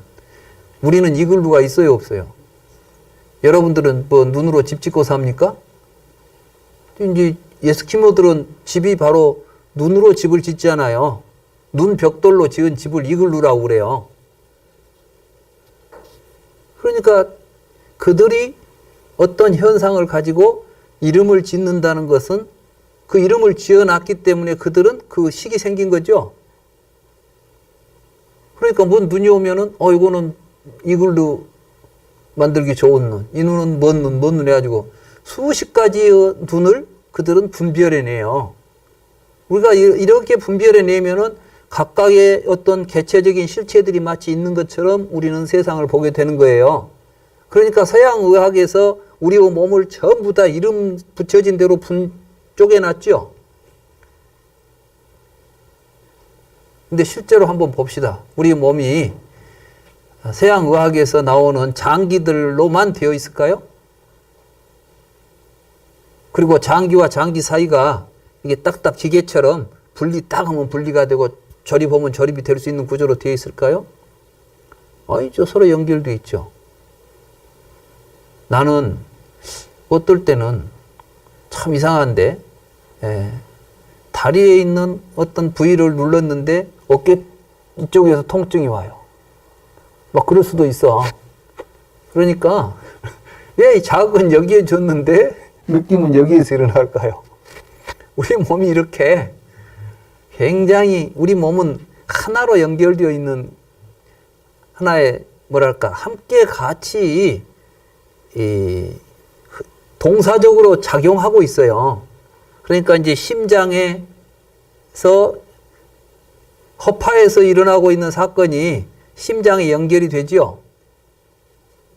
거기서 산소가 공급이 되니까 그 피가 심장으로 와가지고 돌잖아요. 그러니까 우리 몸의 모든 것들은 기계적으로 연결되어 있는 게 아니라 사실은 분리할 수 없어요. 그래서 이제 제대로 된 인간의 연구를 하려면 그렇게 봐야 돼요. 아까 내 인간의 심리조차도 인간의 심리를 연구할 때 인간을 고정시켜 놓고 보는 게 아니라 인간을 사회 속에서 다양한 관계 속에서 인간의 마음이 어떻게 변화하고 있는가. 예전에는 이러한 구조 속에서 인간의 심성이 이랬는데 현대는 이렇게 되어 있구나. 조건이 달라지고 있구나. 이런 조건이 달라져서 어떻게 인간의 심성이 변화하고 있는가. 이런 심성은 고정되어 있는가 아니면 더 높은 단계로 갈 수 있을까. 더 높은 단계로 우리 의식을 고양시킬 수 있는 방법은 없을까. 이렇게 더 굉장히 폭넓게 연구할 필요가 있는 것입니다. 그러니까 불교적으로 이제 보게 되면 사실은 이제 심리학은 불교에서 보면 아주 가장 천박한 인간의 그 뭐랄까 욕계 중생들의 의식 세계를 이제 분석해서 보는 것에 지나지 않는 것이죠. 그러나 이제 불교에서는 그 의식의 단계를 우리가 극복하고 더 높은 의식으로 우리 의식을 향상시켜 갈 수가 있는 것이고, 이런 의식이 더 높아져 버리면은 그 낮은 단계 의식에서 문제되어 있던 문제들은 다 사라져 버려요. 그러니까 지금 우리들이 이제 나타나는 뭐 스트레스 또는 뭐 트라우마 뭐 이런 것들은 없다는 게 아니에요. 있어요. 그거 왜 있느냐? 이건 욕계 구조 속에서 있는 거예요. 그래 이제 부처님은 그러한 것들을 정확하게 보고 우리에게 그걸 고라고 부른 거예요. 고. 없다는 이야기가 아니야. 그러나 그 고라는 것은 고정된 실체로서 있는 게 아니라 이것은 낮은 단계에서 나타나는 것이기 때문에 우리의 마음을 좀 더 높은 단계로 향상시켜 가면 이것들은 다 사라져 버리는 것들이에요.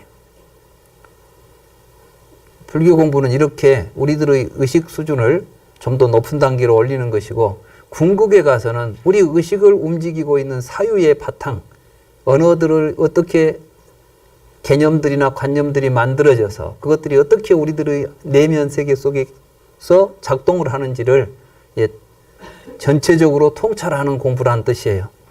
지금 여기 서유 바탕경에서는 지금 그런 구조로 지금 이야기가 전개되고 있다는 것을 아셔야 됩니다. 그래서 이제 조작하는 행위의 바탕에 마음을 쓰도록 해야 한다고. 그가 그 사유들에 대하여 사유를 조작하는 행위의 바탕에 마음을 쓰면 탐욕을 수반하고 분노를 수반하고 어리석음을 수반하는 사가고 불선한 사유들이 소멸하고 사라진다고. 그것들이 소멸하면 안으로 마음이 고요하게 멈추고 안정되고 통일되고 집중된다고. 비유하면 어떤 사람이 빨리 간다면 내가 왜 빨리 가고 있지? 천천히 가는 것이 더 낫겠다라고 생각하고, 천천히 간다면 내가 왜 천천히 가고 있지? 서 있는 게 낫겠다. 서 있다면 앉아 있는 것이 낫겠다. 앉아 있다면 왜 앉아 있지? 눕는 것이 낫겠다. 이와 같이 그 사람이 힘든 자세를 버리고 보다 쉬운 자세를 취하는 것과 같다고. 그 말은 뭐냐면 지금까지 했던 단계 있죠. 이런 단계를 이제 다시 전체적으로 보면 우리는 제일로 편한 게 뭐예요? 누워있으면 제일 편하잖아. 그러니까 이제 불교 공부는 뭐냐면 내가 왜 이런 걸 가지고 고통스럽게 막 번민하고 싸우고 있지? 내던져버리고 버리면 마치 뛰어가다가 걸어가다가 서 있고, 서 있다가 앉아 있고, 앉아 있다가 눕듯이 더 편해진다는 이야기예요. 우리의 삶이 훨씬 더 편안해지고 행복해진다는 이야기를 이렇게 표현한 것입니다. 누운 것이 꼭 좋다는 이야기가 아니라 무슨 이야기인지 알겠죠? 그러니까 불교 공부를 하면 우리의 삶이 점점 더 편안해져야지. 공부를 했더니 더 점점 더 복잡해지고 이제는 뭐 언제 성불할지 모르겠다, 막 성불이 안 된다고 막 애를 쓰고 요리 갈까 저리 갈까 하고 막 이 사람 저 사람 찾아다니고 여러 개 공부하면 안 된다는 거예요. 제대로 공부를 하면은 점점 더 우리는 쉬게 된다. 우리의 삶이 더 안정되고 편해진다. 이런 이야기를 하는 겁니다. 비구들이여 만약에 그 사유들에 대하여 사유를 조작하는 행위의 바탕에 마음을 쓸 때 그 비구에게 탐욕을 수반하고 분노를 수반하고 어리석음을 수반하는 사악하고 불선한 사유들이 생기면 비구들이여 그 비구는 이를 다물고 혀를 입천장에 붙이고 마음을 다잡아 제지하고 억제하고 괴롭혀야 한다고. 그가 이를 악물고 혀를 입천장에 붙이고 마음을 다잡아 제지하고 억제하고 괴롭히면 탐욕을 수반하고 분노를 수반하고 어리석음을 수반하는 사악하고 불선한 사유들이 소멸하고 사라진다고. 그것들이 소멸하면 안으로 마음이 고요하게 멈추게 되고 안정되고 통일되고 집중된다고. 마치 힘센 사람이 예. 그러니까 앞에 이제 보면 차근차근 그 단계들이 보면 이제 색계, 무색계에서 하나하나 이제 무색계에서는 공처, 식초, 무수유처, 비상, 비비성처가 있죠. 이게 전부가 다 사유의 바탕들이에요. 근데 아마 얼른 짐작이 잘 안 되실 텐데 지금 이제부터 사유의 바탕이라는 말의 의미를 지금부터 이제 좀 설명을 해 드릴게요. 이 공처라는 것은 우리가 공간에 대한 사유가 우리들이 이제 공간이 있다는 생각을 하는 거예요. 근데 이 공처상에 갈 때 사실은 이제 많은 사람들에게 항상 부정할 수 없는 존재가 있어요. 우리 일반 많은 사람들이 부정할 수 없는 존재가 있다고. 그게 뭐냐면 보이는 것은 있다는 생각을 하지 않아요. 백문이 불여일견이라는 말도 있죠. 내가 직접 본 것은 부정할 수 없어요. 여러분들이 지금 눈앞에 보이는 이러한 현실들이, 이러한 것들이 쉽게 부정이 안 되죠. 뭐 이런 노란색의 종도 있고, 뭐 검은색의 요령도 있고, 뭐 앞에 다 있잖아요, 이게. 근데 이제 사선정에서 공처상으로 넘어올 때는 일체의 색상이 소멸하고 그렇게 돼 있어요. 이게 이제 모든 이런 우리의 지각의 대상이 가지고 있는 형태적인 요소들에 대한 싼냐라는 뜻이에요. 싼냐라는 개념이 있죠. 관념.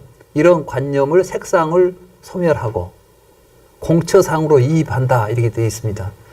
도대체 어떻게 해서 이게 가능하겠어요?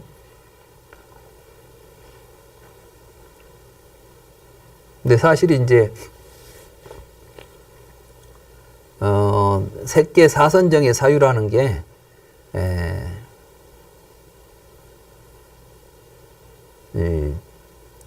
초선에서는 욕망의 대상으로 마음이 가지만 색계에 오게 되면은 그 욕망의 대상도 색이지만 자기 몸도 색인 거예요. 그래서 이제 이 몸 안에서 일어나고 있는 현상들에 대해서 이제 관심을 갖게 되는데 사실은 이것조차도 여러분들이 내 몸이라고 하는 것조차도 여러분들에게는 다 지각된 대상들이에요. 밖으로만 지각하는 것이 아니라 여러분들이 눈으로 봤는데 손이 안 보인다면 손이 있다고 말하겠어요? 이거는 내 몸을 이루고 있는 색이고 외부에는 밖에는 대상을 이루고 있는 색이라는 분별이 있었을 뿐이지. 근데 더 이걸 깊이 들여다보면 사실은 우리의 지각을 떠나서는 밖에 어떠한 것도 형태적인 요소 이런 것들은 실제한다고 볼 수가 없는 것입니다. 그러면은 우리가 모든 지각을 배제하고 보면 지각된 대상을 배제하고 보면 뭐가 남지요?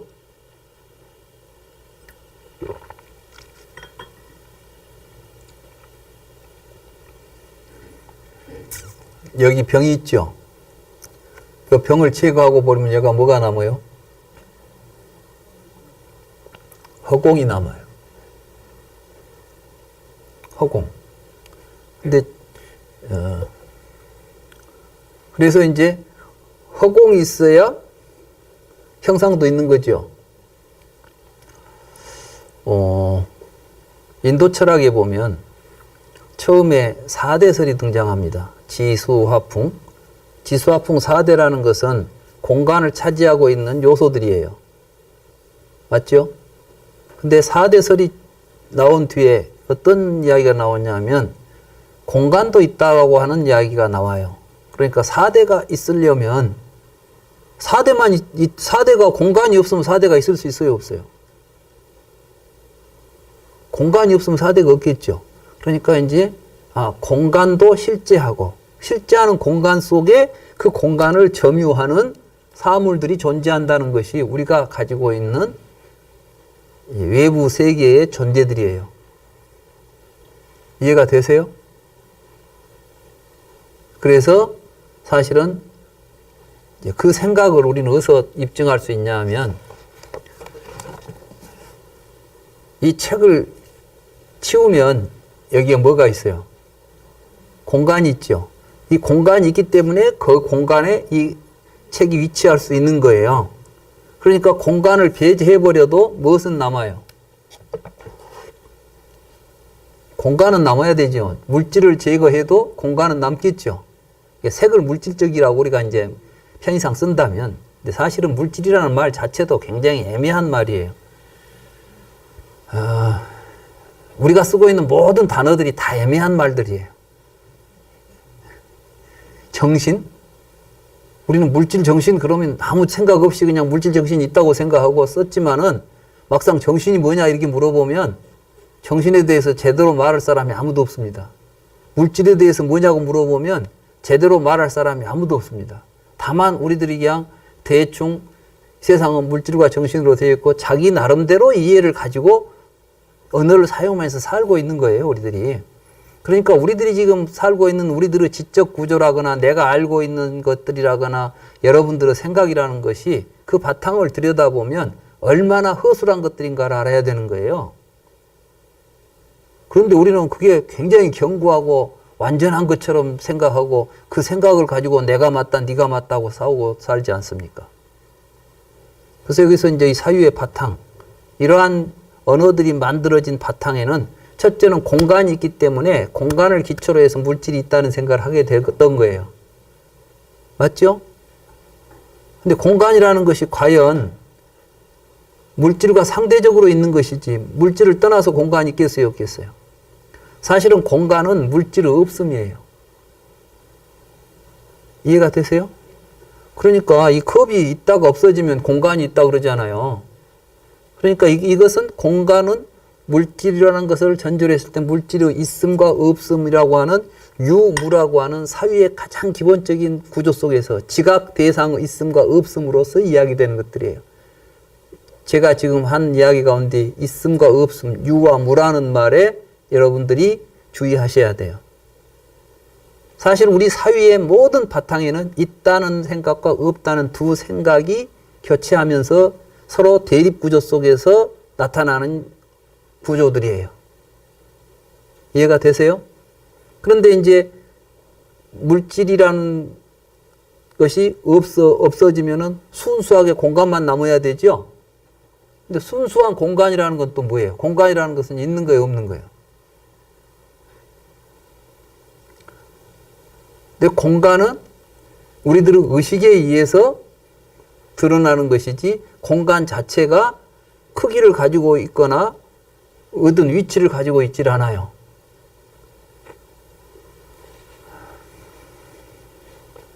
예를 들면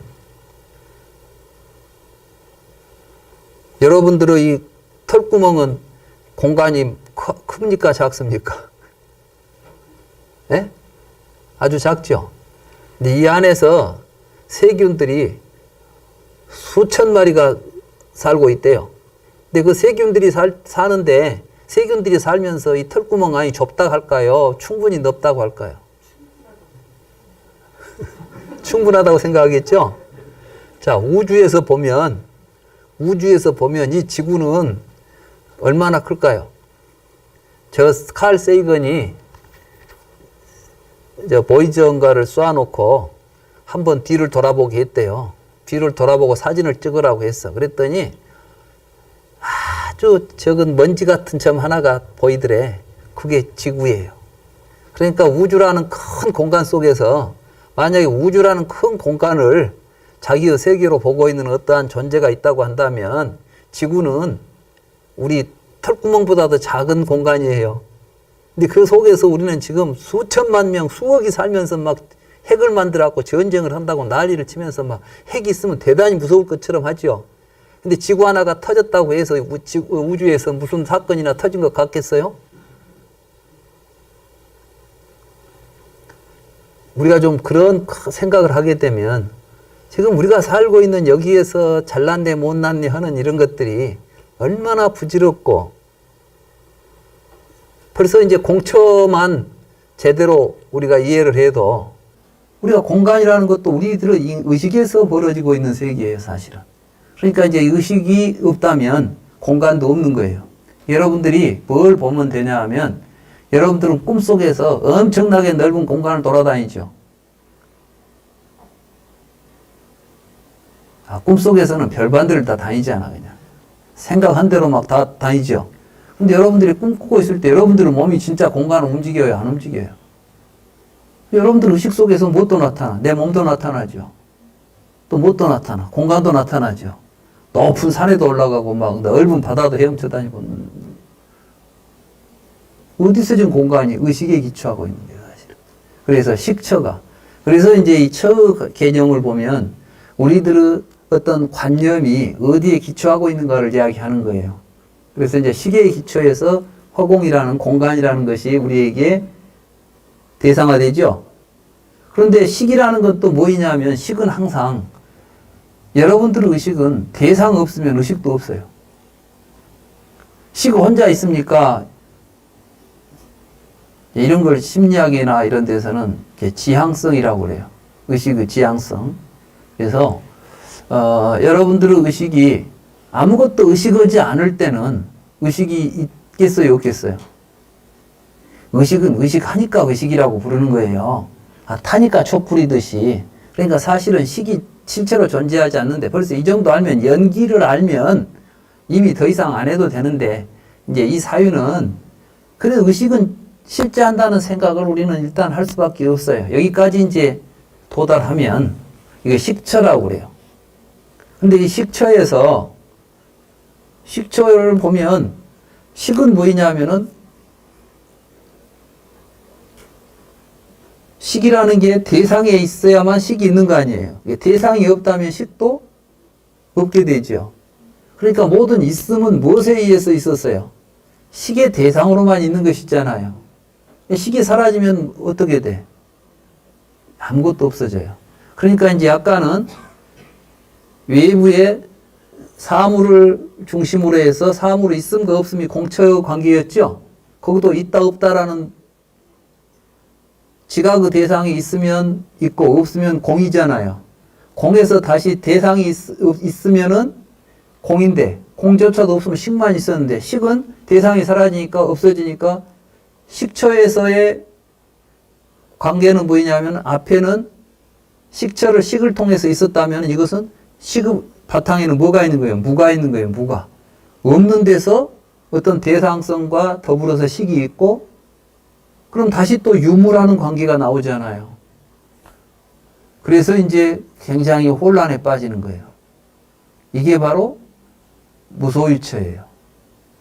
근데 이제 이 사유들이 경전송에서는 굉장히 어떤 은유적으로 많이 표현되는 것 같아요. 부처님께서 처음에 알라라까라마를 찾아가서 공무변처를 이제 무소유처를 닫고 나오니까 거기서 이제 실망을 하죠. 다시 나와서 우따까라마 뽀따를 찾아가서 비유상 비무상처를 수행했다 이렇게 되잖아요. 이 비유상 비무상이 뭐냐면은 사실은 모든 사유 토대가 무라고 해버리면은 무에서는 아무것도 나올 수 없을 텐데 어떻게 그럼 무는 뭐냐? 이 문제가 이제 다시 대두되는 거예요. 그럼 보다 근원적인 것은 뭐라고 해야 되냐면 유도 아니고 무도 아닌 데서 유무가 지금 사실은 갈라져 나온다고 이제 볼 수가 있어요. 우리가 하는 모든 사유들이 그 사유 저 바탕에는 유도 아니고 무도 아닌 상이 있다는 생각을 하게 되는 거예요, 이게.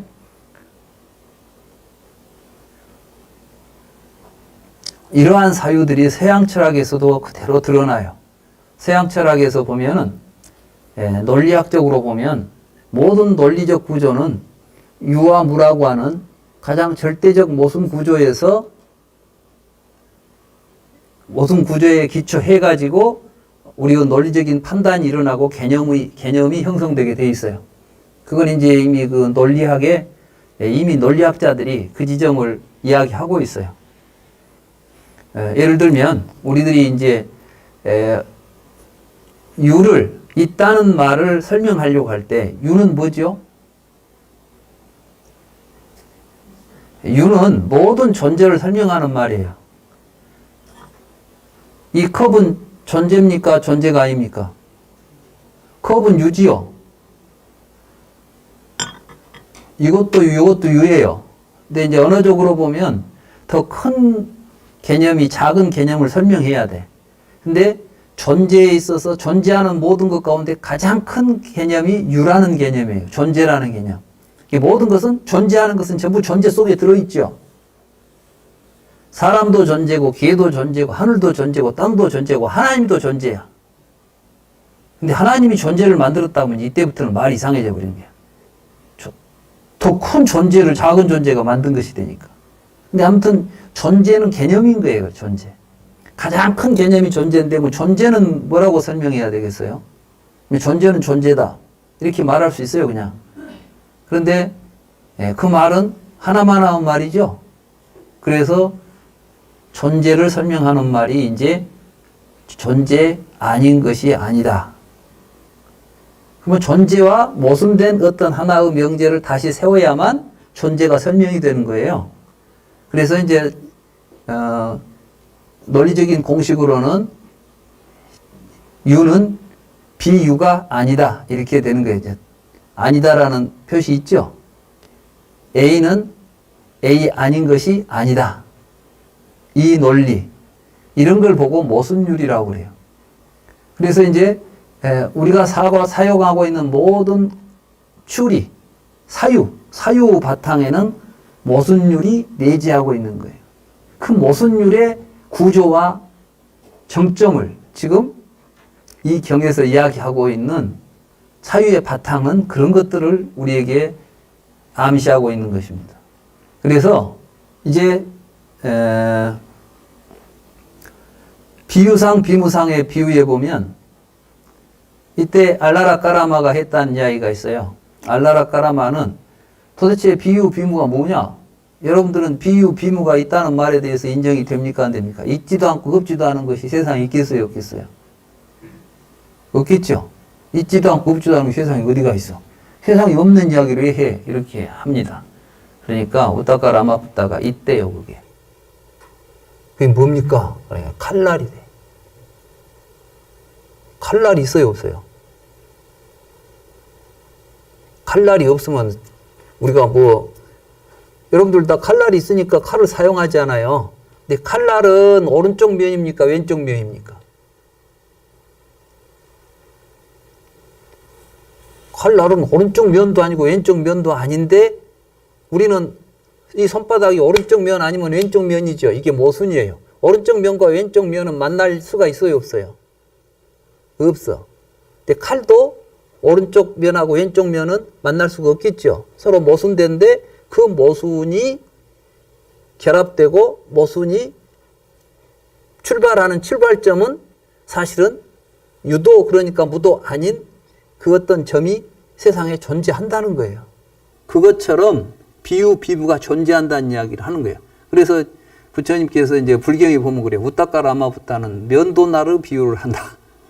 난 처음에 면도나르 비유라고 그래서 왜 느닷없이 우따까라마부타고 면도날이 줄별 나타나는 거 하고 그걸 가지고 내가 엄청 이제 좀 사유를 했었는데 이 사람들이 그러니까 부처님은 이제 어떤 비판을 하냐면 이건 아주 세속적인 말도 안 되는 이야기를 하고 있는 것이다. 이건 개념의 구조이고 개념의 구조에서 A 아닌 것은 그러니까 존재가 아닌 것은 무고 무가 아닌 것은 유지, 비유, 비무가 아닌 거예요, 사실은. 비유는 무고, 비무는 유지, 비유, 비무가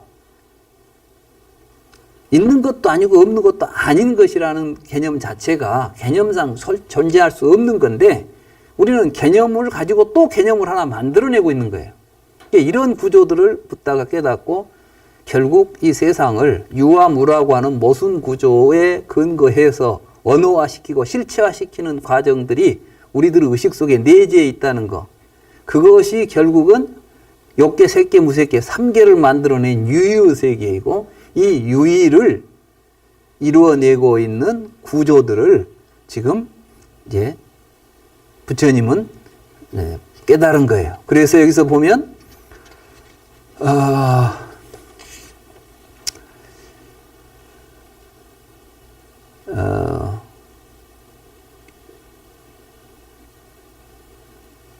이러한 과정을 통해서 이러한 생각들을 우리가 제지하고 억제하고 계속 소멸해 가면 처음에는 이제 이거 소멸하면 또 다른 생각이 올라오죠. 말하자면 공처 떠나고 나니까 식처가 나왔는데 식처도 문제가 생기니까 무소유처 나오고 무소유처 나오니까 비상비비상처 나왔는데 이런 것들을 다 버려야 되고 하게 되면 그래서 여기서 이제 사유 비유하면 힘센 사람이 더 약한 사람이 머리를 붙잡고 어깨를 붙잡고 제지하고 억제하고 괴롭히는 것처럼 더 큰 개념으로 이제 작은 것들을 전부 멸해 가는데 비구들이여 이와 같이 수행한 비구를 사유 반복과 과정에 통달한 사람이라고 하나니 그는 원하는 것은 무엇이나 사유하고 원하지 않는 것은 어떤 것도 사유하지 않을 것이요 그는 가래를 끊고 결박을 제거했으며 철저하게 교만을 이해하고 괴로움을 끝냈다오. 그러니까 이제 이러한 과정을 통해서 사유의 과정 그러니까 알고 보면 구차재정이라고 하는 선정 가운데 이 모든 것들은 더 한마디로 이야기한다면 이것은 사유 방법과 과정을 통달하는 이렇게 이제 이런 걸 통달한 사람들은 결국 뭐예요? 언어가 형성되고 그 언어에 의해서 사유가 이루어지고 사유에 의해서 우리 의식이 움직여가는 거 이런 것들을 이제 통달하게 되는 거죠. 이걸 통달한 사람들은 어떻게 된다고 그랬어요? 원하지 않는 것은 사유하지 않고 원하는 것은 사유한다 그러면 이 사유 이런 거를 자기 이제 자유자재한다는 거예요. 사유하지 않고 산다는 것이 아니라 이제 이 사유를 자기 마음대로 사유할 수 있는 거예요. 그러니까 다른 사람들은 저러고 원수라고 하는 것도 원수라고 보지 않고 그렇게 사유할 수 있는 거죠. 그러니까 우리가 이제 불경을 보면 우리들의 상식이 어긋나는 일들이 많죠. 부처님께서는 원수 같은 사람에게 쉽게 말하면 우리 그 전생에 부처님 전생에 부처님의 사지를 잘라냈던 그 누구죠? 가리왕에게 고맙습니다. 당신이 나에게 큰 은혜를 베풀었습니다라고 사유하지 않아요. 지금 그런 이야기들을 하는 거예요. 지금 이제 우리 불교에 불교 공부를 통해서 이렇게 한 사람들은 어떤 걸 사유하고 우리가 사유를 통해서 사람을 보고 생각하고 행동해 가는 데 있어서 아유 자제하고 이제 여의하고 마음대로 자기 생각을 불려갈 수가 있는 것이다. 또 중생들을 위해서 수많은 방편들을 마음대로 부사할 수가 있는 것이다. 이런 이야기를 하는 겁니다.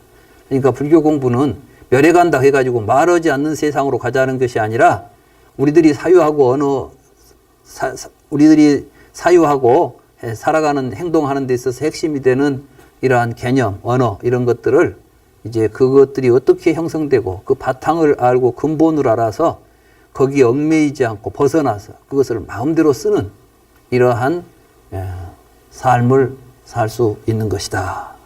이런 이야기를 지금 이 경에서는 이야기하고 있습니다. 아마